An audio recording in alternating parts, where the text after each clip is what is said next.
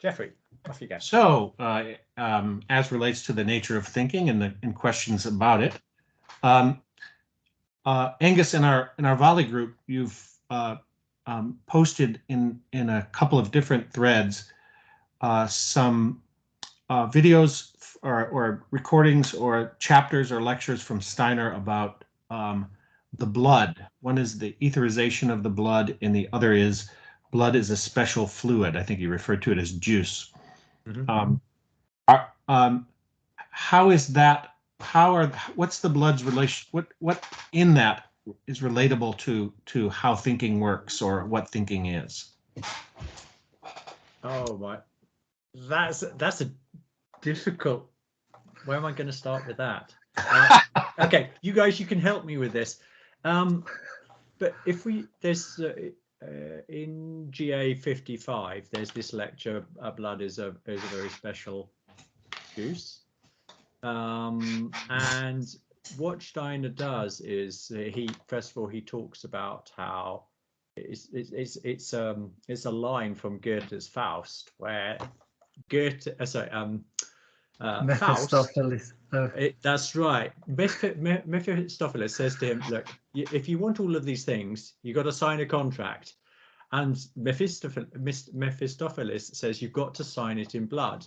And Faust, first of all, he laughs at this and sort of like says, as if he doesn't understand the consequences. But then silly comedy, like. Yeah.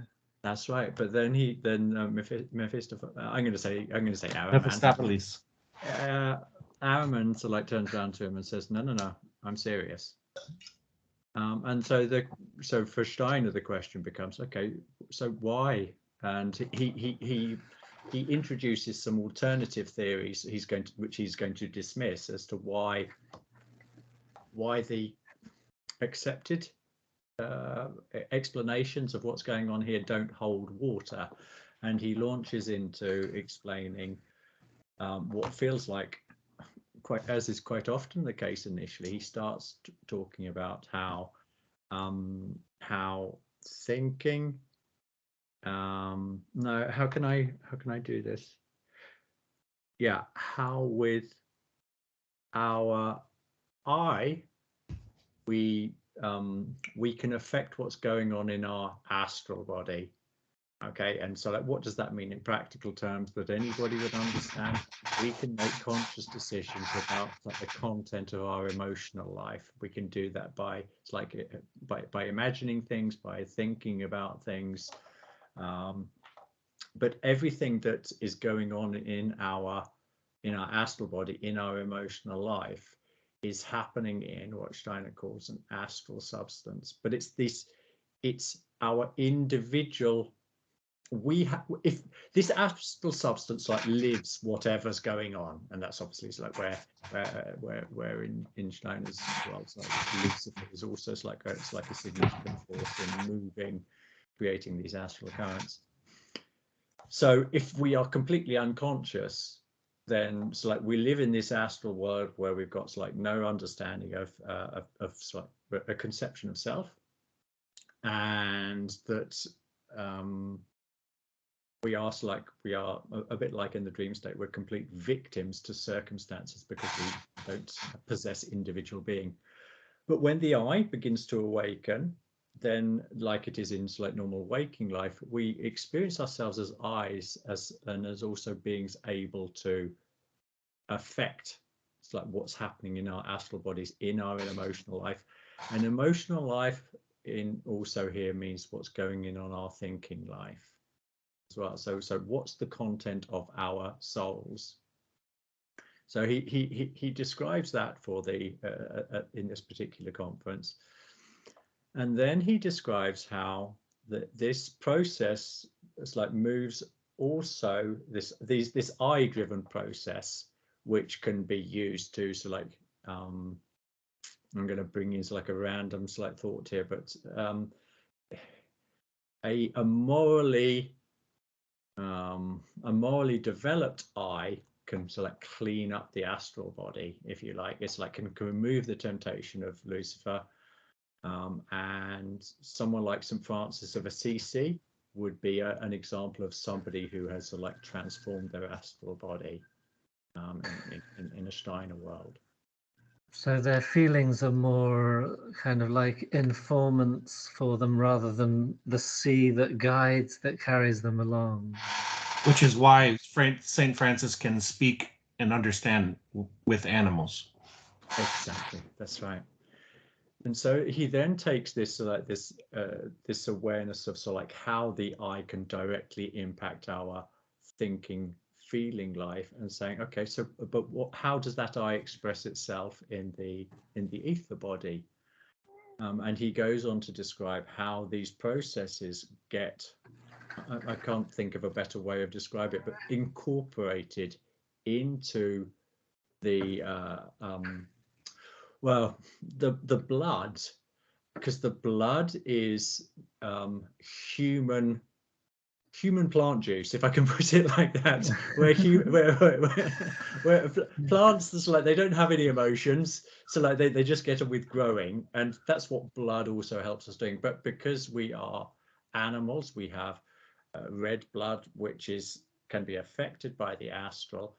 But when we start working consciously on transforming our thinking and feeling life, that also gets worked into the etheric body, and then the etheric body becomes sorry, the blood. So the blood is blood and the etheric body are like tightly knitted, and this I impulse, how can I put it? This is why the blood is considered to be the I carrier of the human being, of the individual. So wrapping up this lecture, there's a few important details that I haven't mentioned yet, but wrapping up this particular lecture, he talks about, and this is why the devil wants the blood, because the blood is the ultimate expression of the individual. So if you sign your name away in blood, in a contract with the devil, you've given him your essence.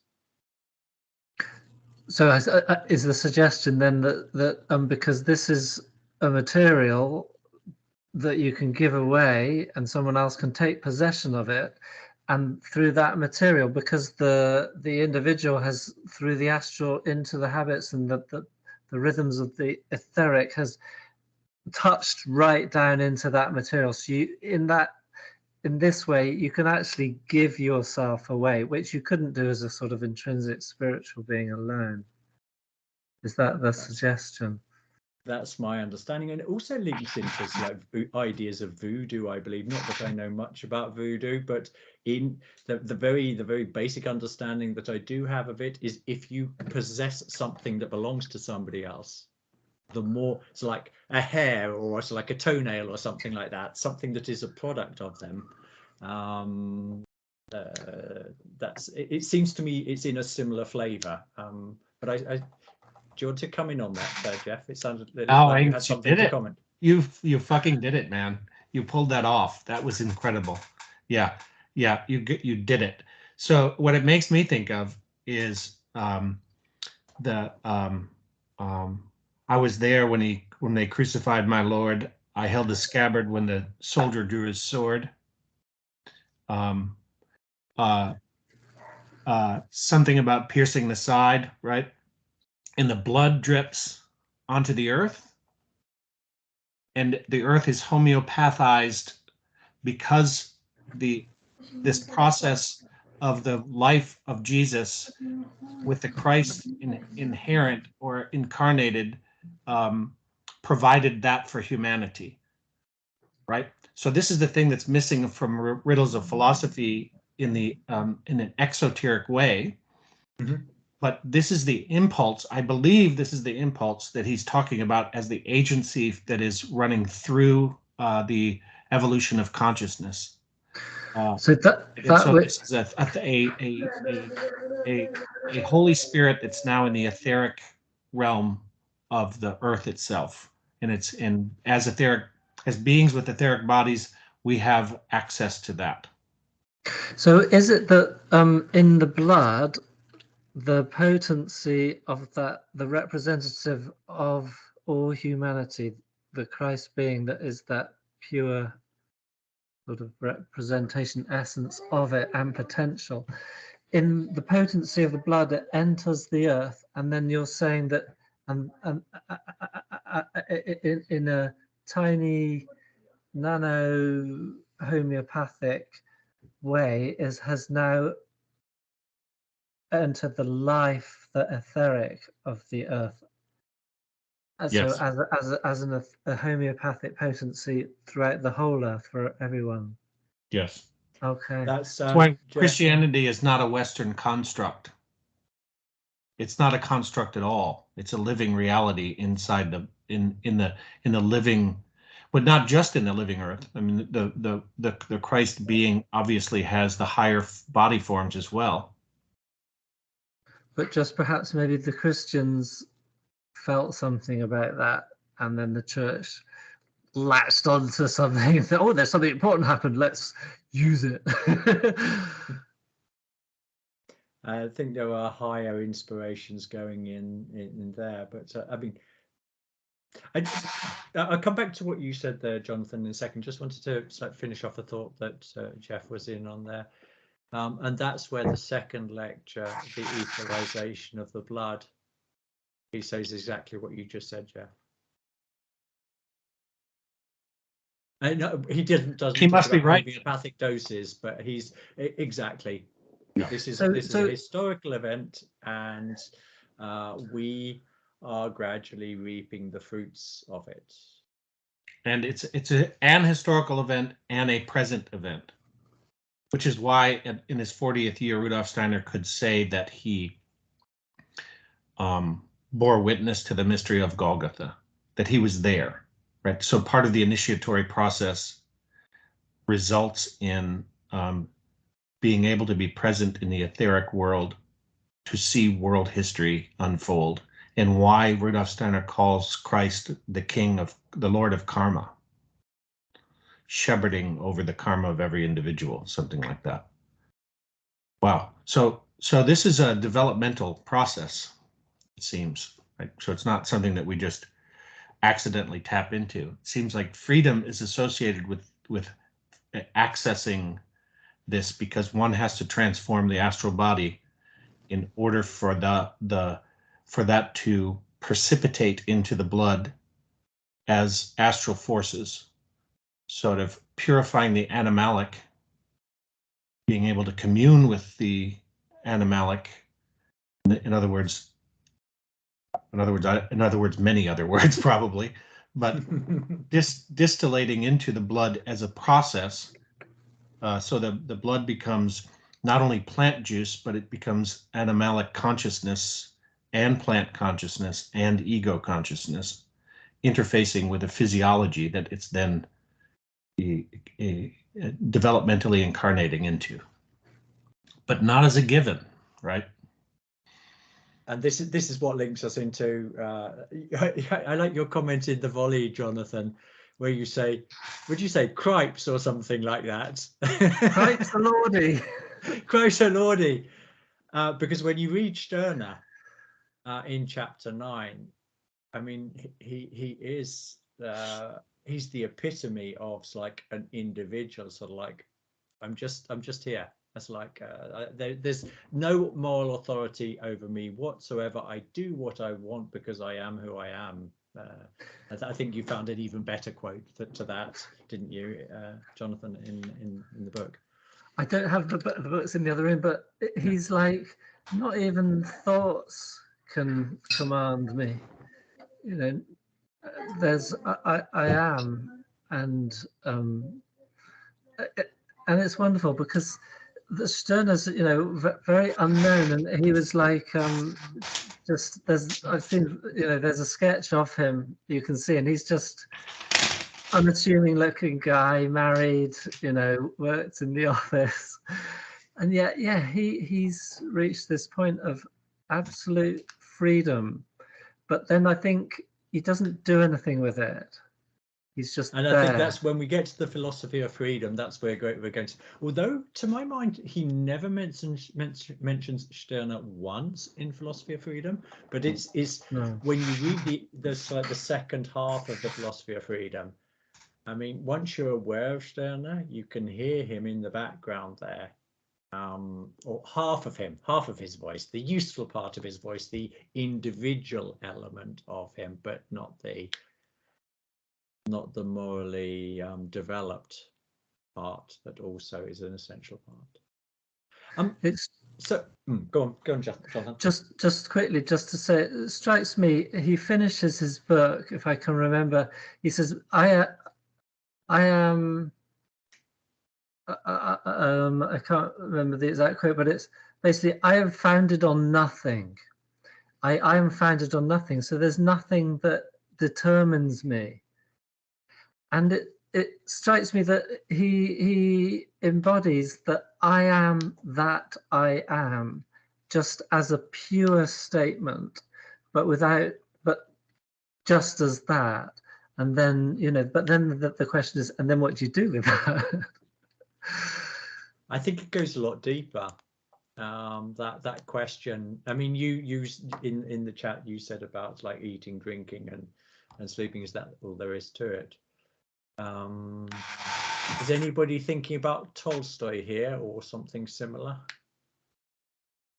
Okay, I wasn't. So one of my absolute favorite images that Tolstoy creates, I think it's called On the Eastern Steppe or something like that. He describes man's predicament, and he says, so like there's this raven. It's like you're on the edge of a precipice, and it's like you're holding on to this root. And this root like has a drop of honey on it, and down below you there's a monster that wants to devour you, and out on the steppe there's another monster that wants to devour you. It's like, how are you going to enjoy the honey type of thing? And that for me is sort of like a wonderful description of where Stirner is. It's sort of like, okay, so I'm an individual. So what?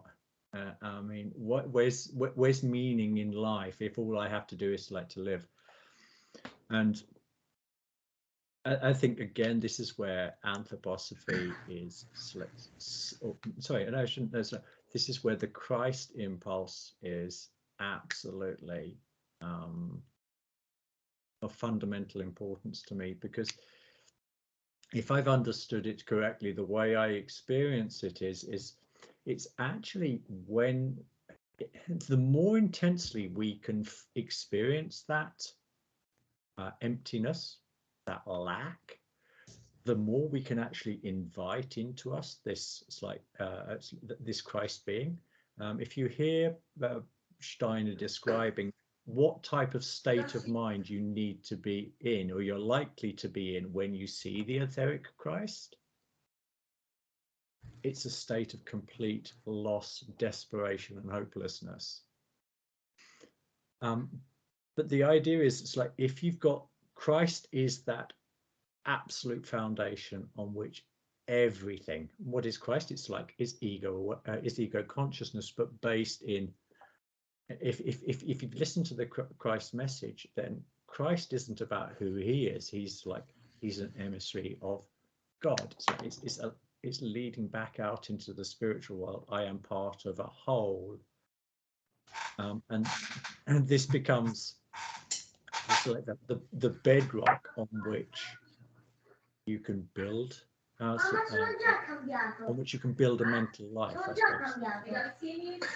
Yeah. So if you were Stirner, you would then go, I am absolutely free. I'm founded on nothing. Nothing determines me. And there's a whole universe here that I can engage with, which you never get from his writing. That he's just freedom. Mm-hmm. And you're talking about the universe. And there's no freedom in everything. That. Go ahead, Jeff. I'm with you. And there's no freedom in that, right? This is Nietzschean abyss world. This is Kafka's. Kafka's in his diaries talked about standing at the abyss, and his great regret was that he turned his back on it. This is a useful moment in history, right? And this is sort of a continuation, in a sense, Stirner, of Schopenhauer and his melancholy relationship with reality, and his on one hand, Steiner refers to as a slackerism, and on the other hand, you could say it's sort of an Eastern principle of ridding oneself of desires, as opposed to transforming the desires, right? And when you were describing this, the monster and the drip of honey, I was thinking of Winnie the Pooh, actually. Right? You have Pooh, the Tao of Pooh, right, which is an ability to savor the honey at all costs, despite the raging bees around him and the great abyss below him, right? Yeah. And I'm also taken by Jonathan's description of the I am, because if you use that as a rubric, you could say, Stirner said, I am.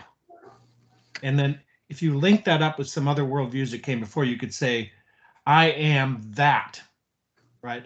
But you don't have, I am that I am, right? Which is, I am that, and I am that I am, is that I am Angus, and I am Jonathan. Yeah.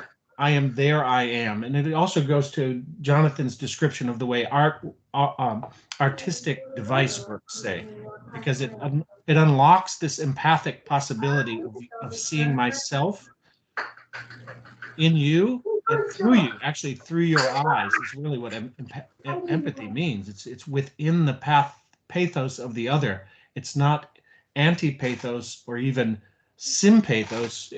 It's an awakened relationship with the pathos, and Christ linked its karma with the earth, pathos of the earth, which is why Waldorf education is a curative education first and foremost, and why it's more and more needed, because we're damaging children more and more in relationship to their ability to incorporate, as you were saying, through their astral body transformation. Well, first of all, they're unable to give birth fully their etheric sentient experience. They're unable then to give a full birth to a robust astral body that one could then take hold of later in life and reincorporate it back into the process of the actual physiology and flow of the blood in the cellular system as a coherent information system. So you're saying that education is a healing, a therapy for this damaged blood system, and the blood being a final special representative of the whole, all the way up to the I am. Really well said. That's what you're saying. That's good. That's really good. I mean, this is a little bit like the Christ saying, was it Pontius Pilate who said, tell me you're the Messiah, and he said, now you got to say that. Yes, because I can't say it for you. But good luck getting, because you're crucifying me right now, and that's kind of moving away from the program. And I think sorry, just to jump in, there's a mystery on that which is important in art. It was touched on in our Zoom, in our volleys, which is, and you just touched on it, Jeffrey, which is when we see ourselves in the other. It's not that I look at Angus and I say, oh, there's a bit of me in Angus. It's that I realize a bit of me is Angus. I'm not fully me unless I'm also Angus too. And Angus, when a mother loves their child, they give them attention and they the etheric out of their blood and everything. They give them something that child thrives within. And when you're an artist, you look at something, and if it's something we all do, that when we attend to someone else, there's something in them that can also flourish. Do you know what I mean? So if no one noticed a part of Angus that is an intrinsic part of him, he knows it's there and it's available. But if no one actually can see that, it doesn't quite have the opportunity to come to birth. So, you know, the human being is a being in community, not a Stirner founded on nothing.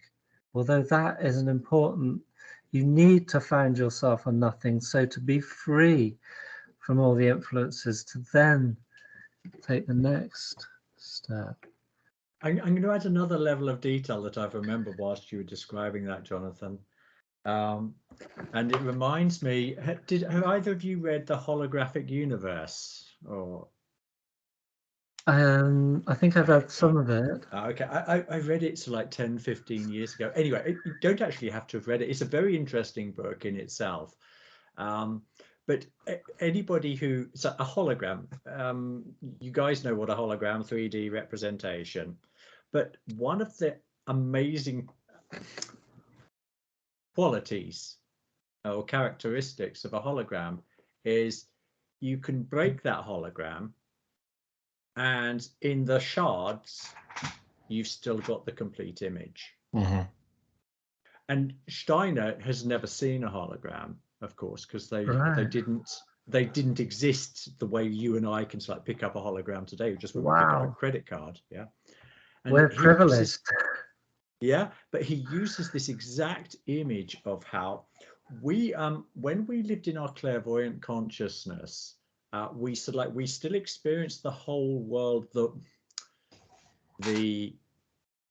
you know, we looked at the Greek forces like in chapter 1 of Riddles of Philosophy.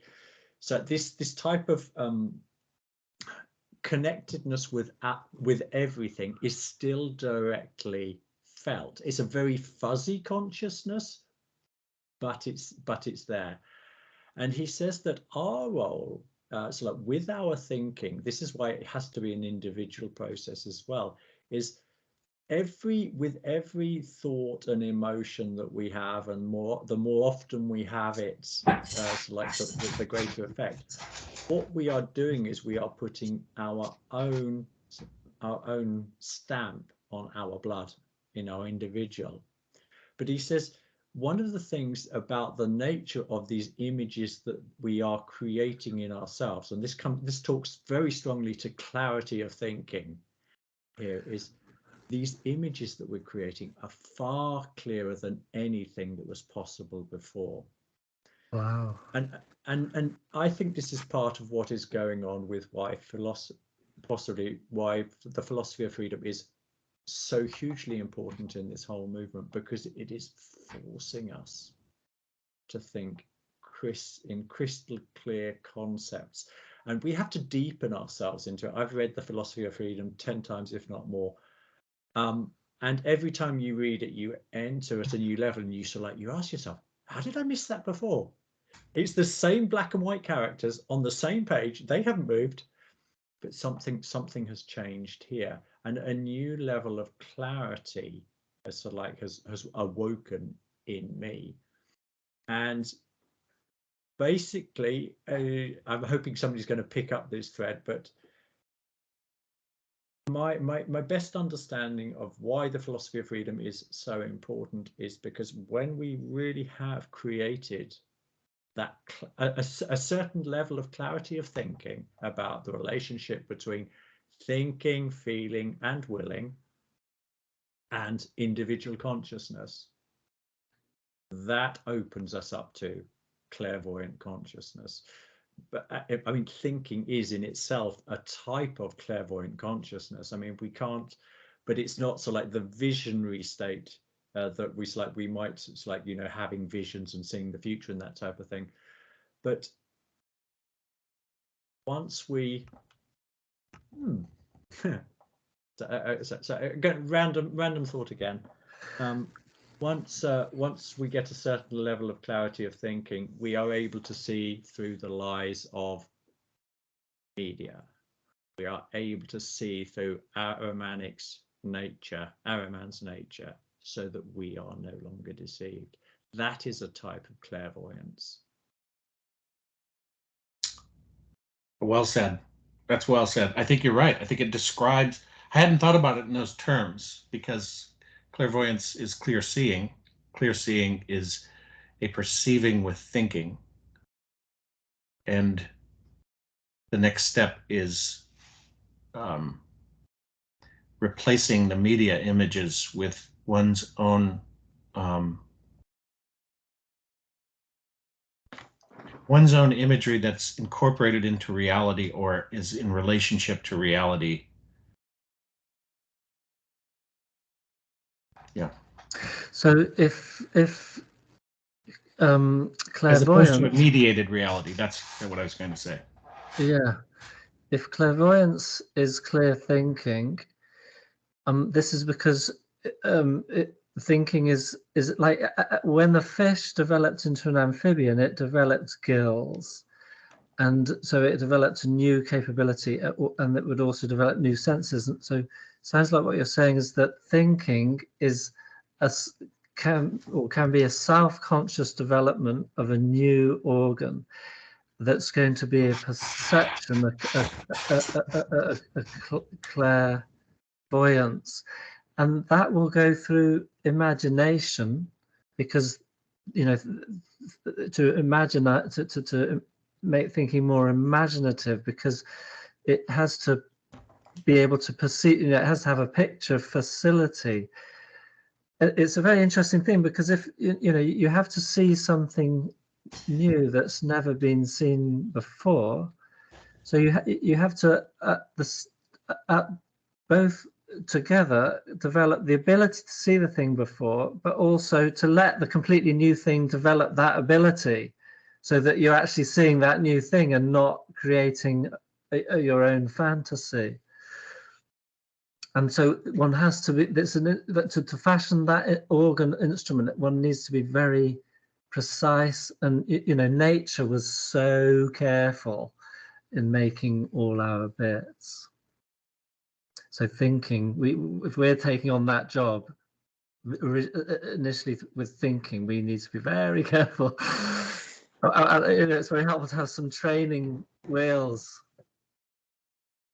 Jeff, I think you might be able to speak to this point, because you mentioned what's his name, Peirce, Charles Sanders Peirce, in one of your volleys. And this is also a new name to me, and I happen to be watching something about his semiotics. And so I'm a virgin on this territory, but when I listen to the little bit I listen, he talks about objects. Because I did this in Spanish, I'm not sure whether I'm using the correct terms in English, but I think it would be object, signs, and interpretants. Does that ring any bells? I'm also virginal as relates to Peirce. Oh, okay. I alluded to somebody else's, but I get what you're saying.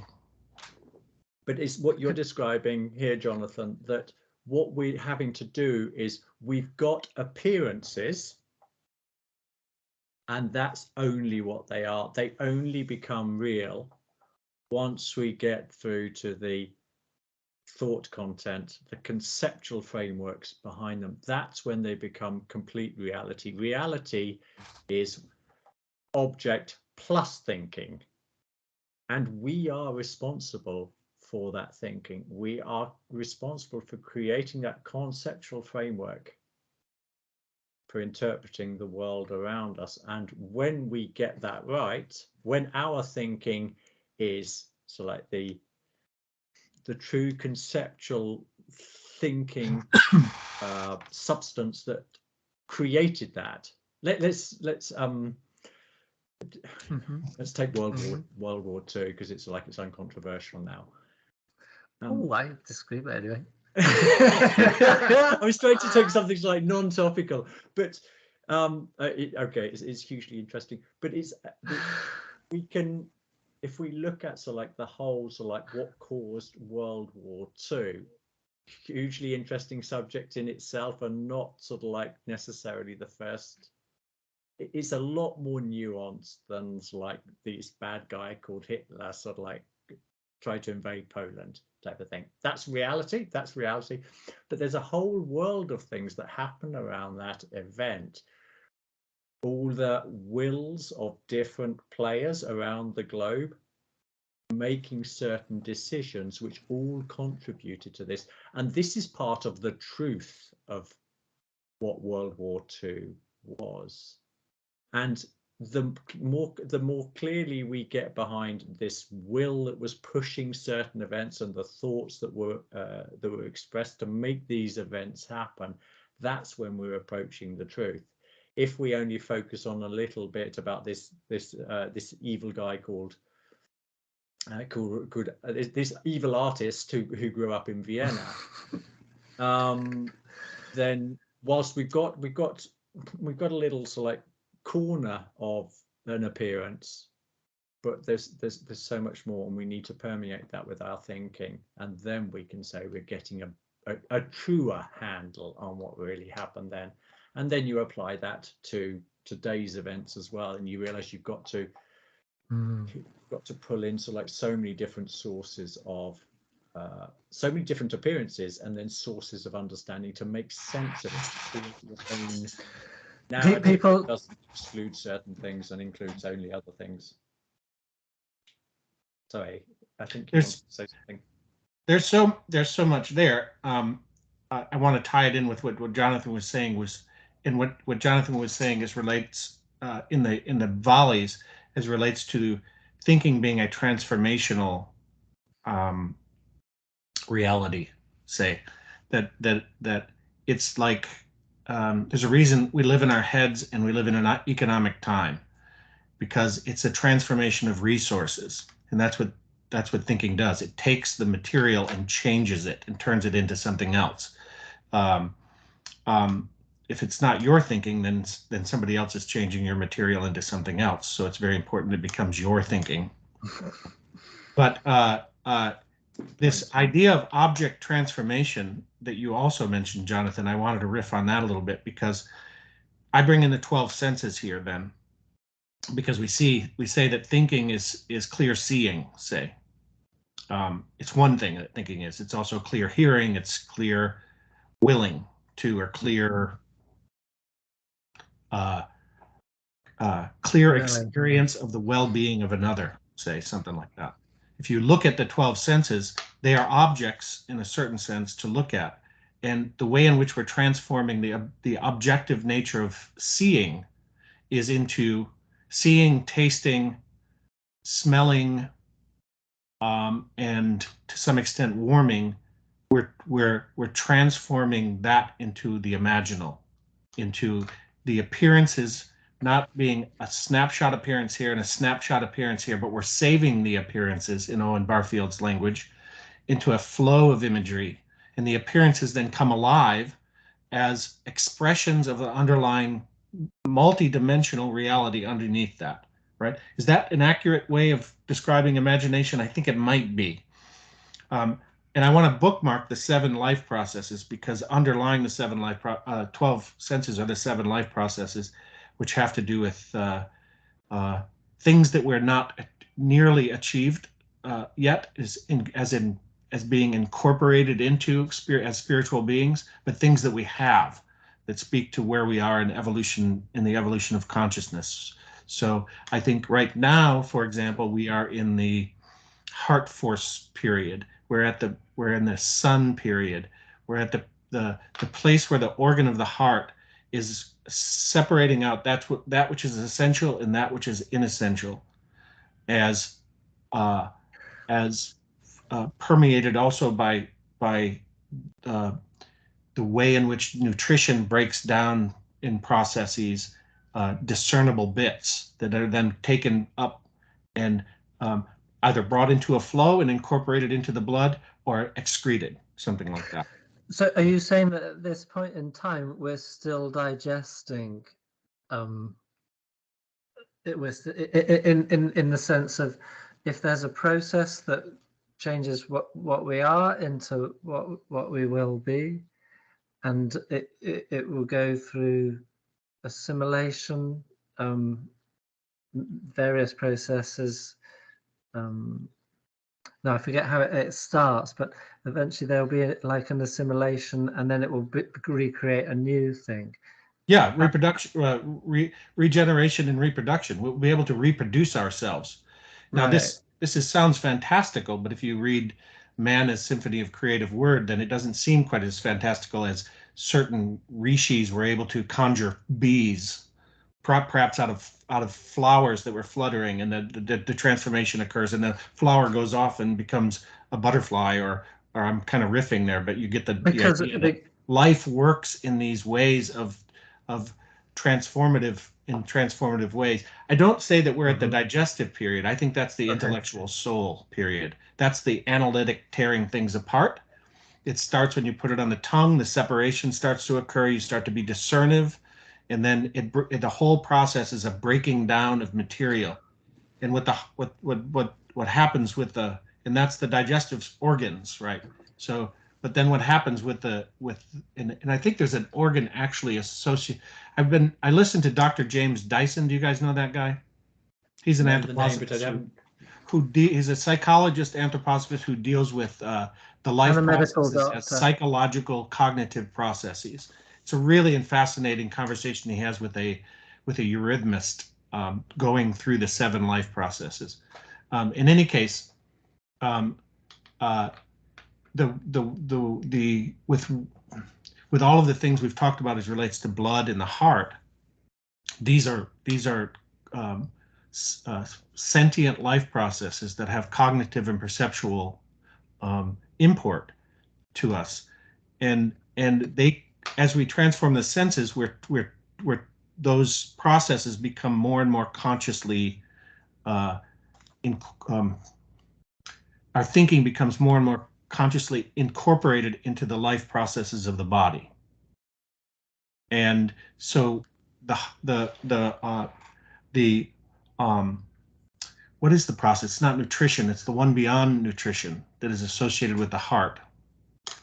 But it's the way the bits are taken by the heart and turned from essential to non-essential. I'll have to look at anabolic and is that anabolic and what's it called? The other process? Catabolic. Anabolic and catabolic, so which is like turning blue blood into red blood again, so it becomes life-giving. Is that what you're referring to? Yes, among other things. The heart works in that way with the blood, but it also works that way with the perceptual field of the world around us, right? Its role is to discern between that which is essential and that which is inessential, and discard that which is inessential. That discarding could be so like the liver process then, so like it's sorting the chaff from the wheat. It's like keeping the useful and excretion. Is that the process you're talking about? Yes, it is excretion. The work of the heart is excretion, and it's interesting because that means secretion and excretion. Well, secretion would be the building up, and excretion is discarding what you don't need. Well, secretion is also what you do when you sweat. You're secreting. It's also the word for secret, which is sacred. Right, right. So, they're both like exuding. Exuding, yes, expressing, but also taking in and expressing as one act. Perception and concept as one act.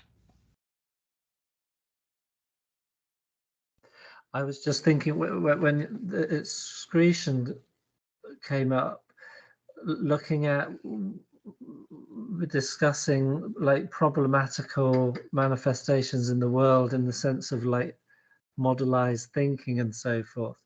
Could these be a part of the excretionary process in, okay, we don't need that. It has to come out and go somewhere.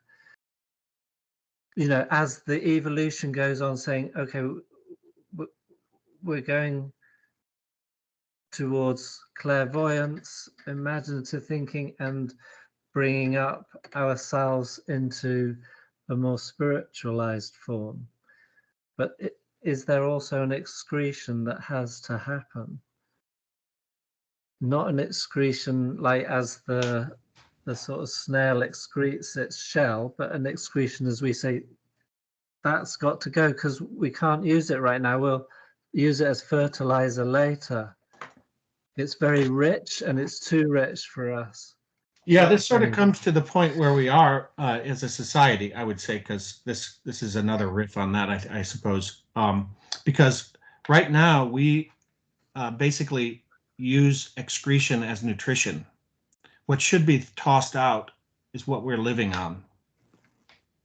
Can you answer that can't be very easy to like. There's a reason why autoimmune illnesses are proliferating, and why the real epidemic is autoimmune deficiencies and inflammatory illnesses, and it's because we take in so much shit that we think is that we can't discern as inessential, and we live on it. And refined foods and pharmaceutical solutions to everything, something like that. So there's another way in which thinking is obscured, and this incarnative process is obscured. If I've understood what you're understood you correctly, Jonathan, what you're saying is this separation process, is that essential? Is that what you were getting at? Or yeah, that a lot of the crap out there has to be crapped out, so it has to be, even though it's crap and it's unpleasant. It's just a matter of managing it. That's the suggestion.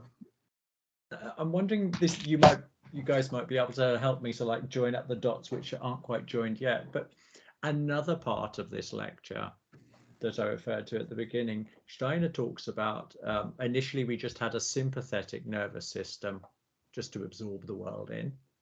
And then we created, it's like the astral body created our nerve system, a higher nerve system, which gave inner perception. Okay. And so like this is a separating out of the whole, and then also the blood and then the eye component of the blood, so like as being a carrier, because obviously animals have blood as well, but so like the etherization process there is also creating something that's higher. And in that you've got this unity that was there initially, and then you've got this new impulse coming in and separating something out, so like growing it, if you like, out of so the original soil was the sympathetic nervous system, and then the eye comes in there and so like says, I'm going to build myself a higher nervous system, and then the eye so like says, right, out of that blood I'm going to create eye carrying an eye carrying substance, which is again like a separating out, which automatically leaves residue. And eventually, but I can't see. Nothing in my mind, so I can't develop that thought. But I don't know if it's like sparks. I think I have something. But go ahead, Jonathan. Well, just quick that eventually the eye that came in will separate out from the physical body, so even the blood will become superfluous. Yeah, but we don't want that to happen too quickly, because we want to take a hold of the physical body first. And so, just to add to the nervous system, and maybe this connects one dot, is that the parasympathetic nervous system that was added? And I ask that because of the again, a work of Tom Cowan becomes important here, because he's been promoting. Well, first of all, he wrote a book about the heart not being a pump, and then he's been promoting the use of strophanthus, which is a bitter seed that comes from South America, I believe. And in any case, what it does is, when the sympathetic nervous system is overactive, it means the parasympathetic nervous system is suppressed, and the body goes into a glycolic state, in which it creates a necrotic environment, and that this is the cause of heart disease. Understanding the heart as a spiritual organ, that you want to ferment your yogurt, but you don't want your heart fermenting. You don't want your musculature fermenting, and you don't want you don't want to have plaque having to come in and plaster problems that it keeps getting, that necrosis keeps creating. And so Strophanthus So this is caused excites by the parasympathetic nervous system. Let me just finish this. It excites the parasympathetic nervous system to produce pyruvate, which not only accelerates the parasympathetic, well, that process not only accelerates the parasympathetic nervous system, but it provides for the production of pyruvate, which turns lactic acid, the necrosis fermenting process, into, no, I'm sorry, it back up one step. Pyruvate is produced by the production of wabaine in the system. I guess it's a hormone that takes lactic acid and turns it into pyruvate. Sorry, which is nutrition for the heart as opposed to necrosis for the heart. So it's curative. It's not just, it's curative, and like all curativeness, it's strengthening. And so wherever there's then a wound becomes a new level of cognitive sensory process or something like that. I'm going to suggest, because the parasympathetic nervous system is now working to be a vehicle for better blood flow, because the parasympathetic nervous system also works on structuring the water in the body, and so the water becomes the water in the body and in the blood, particularly, it becomes an autonomous mover. That's something I described in that volley about how it goes off into the capillary system, stops, and then re-engenders its own activity. So I don't know if that connects a dot or two, but it seems the parasympathetic nervous system picture seems to relate to what you're saying.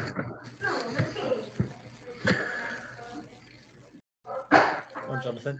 Well, just to check I understand. So I hadn't seen that volley yet, but so are you saying that the sympathetic nervous system is overstimulated, so it subdues the parasympathetic nervous system, which is kind of is about our inner, looking at our inner, and this plant substance can help to give the parasympathetic nervous system a chance to get going again, and then that feeds back to the heart, which helps to balance out the organism, and so that the water organism step above just the solid organism is able to move in its natural homeostasis and flow. Okay. So overstimulation, can thinking through that stimulation assist also in the same way that this plant substance does? Yeah, I mean, this goes back to Angus's picture of what is thinking's, I guess I have a question then based on this. What is thinking's role in the transformation of the astral body, so that it can contribute, then distillate into the etheric body its most potent essential forces?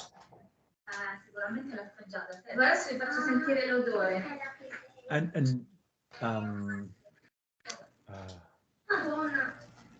I had a thread of thought that it was going back to Perth. If you've got something to say, Jonathan, I just want to collect my thoughts. No. Yeah, it's very interesting what you suggested. So, but maybe we could just sort of shelve that a little bit so Angus can come back to what he's bringing. But it's very interesting because, you know, we've been studying the riddles of philosophy. So people throughout history, since thinking was freed into the human organism in its natural form as thinking, from originally being the forces, the etheric forces that develop the body, these people have been struggling throughout history to organize that organ, the thinking organism, the life of thinking, to make it not a rigid thing, you know, not to capture it in fixed models, which we can do with computers now. We don't have to do it in our minds. So they've been struggling. These riddles have been set, it seems, to exercise this and to help us to organize it so that it can do something that what you just said, Jeffrey, and Pierce was obviously a very helpful I think I threw in a red herring there. Sorry about Pierce. It's something else. But I do think I have something that talks to what the question you have, Jeffrey, there. And even Stirner says this, doesn't he? He says it thinks. I shouldn't say I think. I should say it thinks. He does, yeah. Mm-hmm. And this is just like Steiner. I mean, you could imagine him saying that, except he says it thinks in me. And what is this thing that is thinking in me? What is this thing that's thinking in nature? What is this thing that Goethe intuits? The whole spiritual background behind appearances. What is it?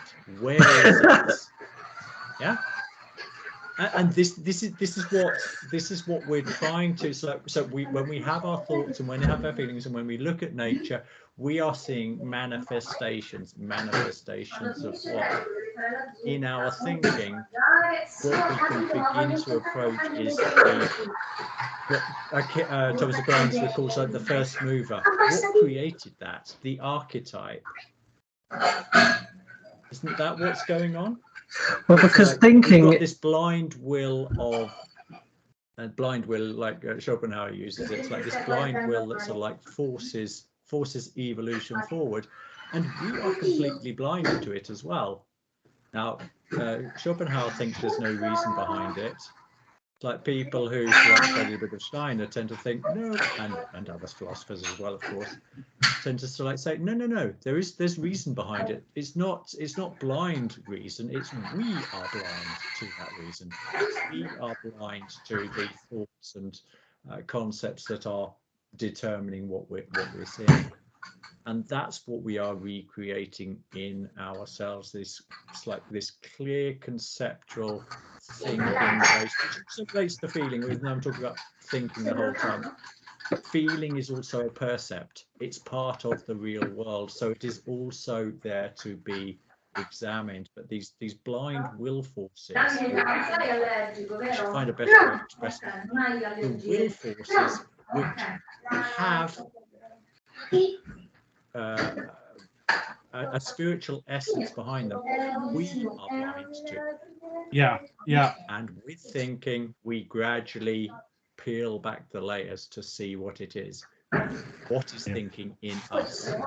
Yeah. Hey, Jonathan, when you're not talking, can you mute?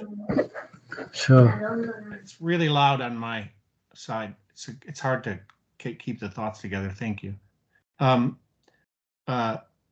Yeah, this is what I objected about in the group about and in my view might be myopic, because as Jonathan has put forward, this is an evolution of consciousness. It's all going to work out, that picture, and I'm open to the ways in which it's going to work out. I'm not optimistic about it, however, and the absolute denial of the will as a psychological unconscious of the individual, or a world will as a world conception of the will in the way in which the whole wild world is manifesting in us in uncontrollable and monstrous ways, unless we keep control of it or go slacker on it. That is the way in which we're deciding a way to move away from the possibility of freedom, because we can't sit with the mystery and sit with uncertainty. We have to have models about it, which obscure thinking in relationship to real life, and we deny the mysteries that are available because of the will, right? And so we don't have the thinking perceptual acuity to see into the mysteries of the will, and we don't bring the will into thinking. So not only do we not bring thinking into the will, that we deny the possibility that we can bring will into thinking, and that is the marriage of concept and percept, isn't it? Is the marriage of will and thinking, that I think in my will and I will in my thinking, and I can't do that without the feeling being the feeling life being the archetypal patterning that connects the two. And I'm just going to loosely, quickly connect that to philosophy of freedom. So there's no reason in the world, there's no force of nature that obliges me to read the philosophy of freedom, but I use my will to exercise with my thinking with this will. And this is an act of freedom in itself. And if you believe Steiner, then it is a particularly fruitful, like certain types of meditational practice is particularly beneficial for this type of development. Yeah, and I would argue that Riddles of Philosophy does exactly the same thing for the evolution of consciousness. Like, I was telling my wife yesterday morning that about this and how excited I was and what a wonderful thing it's been, and I was saying it seems like every chapter I read, I'm acting out the mood and the sensibilities of those people. And I don't mean to. They're just like when the radicals came along, I was like, yeah. Right. I became a Sex Pistols member all over again. You know, I was totally going punk rock for a hot minute. Yeah.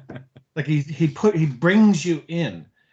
I mean, you have to engage, but the gift of engagement with other people and people who bring their full gifts to bear allow you an avenue toward this empathic experience that is well, I mean, it's dialogue is an art form, isn't it?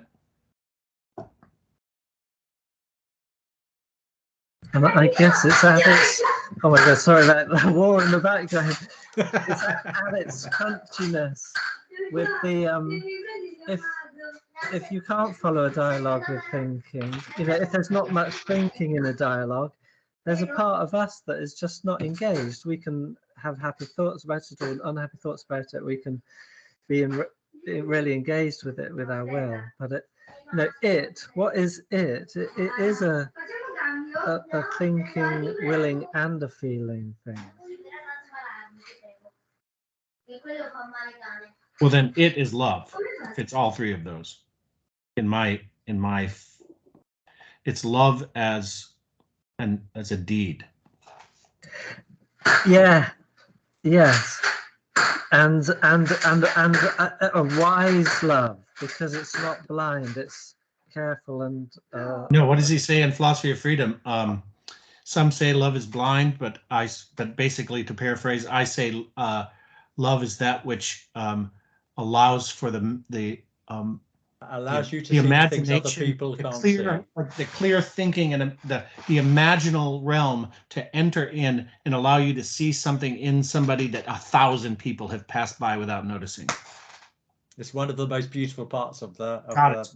There are lots of beautiful parts, but that's definitely one of them. So poetic, yeah. And you could hear his younger self writing more the way I was just talking, but as he edited over time, he tried to pull out his affectations out there. I think it's a priestly act. And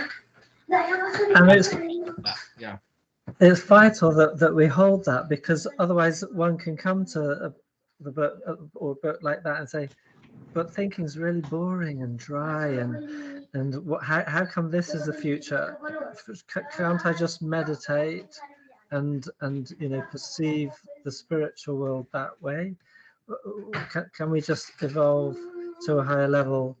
But why do we have to go through this boring thinking process? Right, and we see what that results in, because part of the ideological capture of our day, I'm people I was agreeing with for most of my adult life just suddenly went insane, essentially.